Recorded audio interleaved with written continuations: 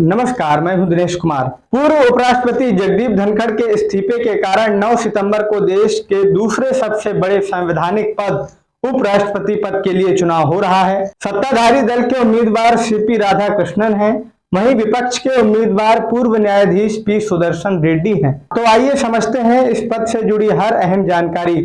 उपराष्ट्रपति का पद अमेरिका के संविधान से लिया गया है। भारत का उपराष्ट्रपति देश का दूसरा सबसे बड़ा संवैधानिक पद होता है। ये शायद एकमात्र ऐसा पद है जिसे नियमित वेतन का लाभ नहीं मिलता। उपराष्ट्रपति को संसद के ऊपरी सदन राज्यसभा के पदेन सभापति के रूप में अपनी भूमिका के लिए वेतन मिलता है। उपराष्ट्रपति को वेतन और भत्ते संसद अधिकारियों के वेतन और भत्ते अधिनियम 1953 के तहत निर्धारित किए जाते हैं। उपराष्ट्रपति कार्यवाहक राष्ट्रपति की भूमिका में कार्यभार संभालने पर भारत के राष्ट्रपति का वेतन पाने का हकदार होता है। ऐसी स्थिति में उपराष्ट्रपति राज्यसभा का सभापति नहीं रह जाता। राज्यसभा के सभापति को प्रतिमाह 4 लाख रुपए का वेतन मिलता है। उपराष्ट्रपति को कई सुविधाएं और भत्ते मिलते हैं, जैसे निःशुल्क आवास, चिकित्सा देखभाल, रेल और हवाई यात्रा, लैंडलाइन कनेक्शन, मोबाइल फोन सेवा, व्यक्तिगत सुरक्षा और स्टाफ।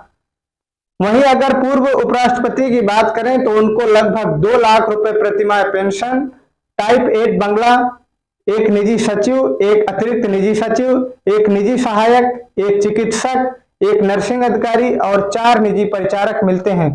पूर्व उपराष्ट्रपति की मृत्यु की स्थिति में उनके जीवन साथी को जीवन पर्यंत एक छोटे टाइप 7 मकान का अधिकार प्राप्त होता है। उपराष्ट्रपति के चुनाव में संसद के दोनों सदन राज्यसभा और लोकसभा के सदस्य वोट डालते हैं। देश में कोई भी चुनाव हो उससे पहले ईवीएम की चर्चा शुरू हो जाती है। भले ही लोकसभा और विधानसभा चुनाव में ईवीएम की अहम भूमिका रहती हो और इसके जरिए नेताओं की किस्मत का फैसला होता है, लेकिन कई ऐसे भी चुनाव होते हैं जहां ईवीएम का इस्तेमाल नहीं होता है। इन चुनाव में राष्ट्रपति और उपराष्ट्रपति जैसे अहम पद का भी चुनाव सम्मिलित है। उपराष्ट्रपति के चुनाव में ईवीएम का उपयोग न किए जाने की वजह है इस चुनाव की प्रक्रिया, जहां राज्यसभा और लोकसभा के सांसद वोट डालते हैं और वह भी अनुपातिक मूल्यांकन और वरीयता आधारित प्रणाली से। यही कारण है कि यहां मतपत्र का ही सहारा लिया जाता है।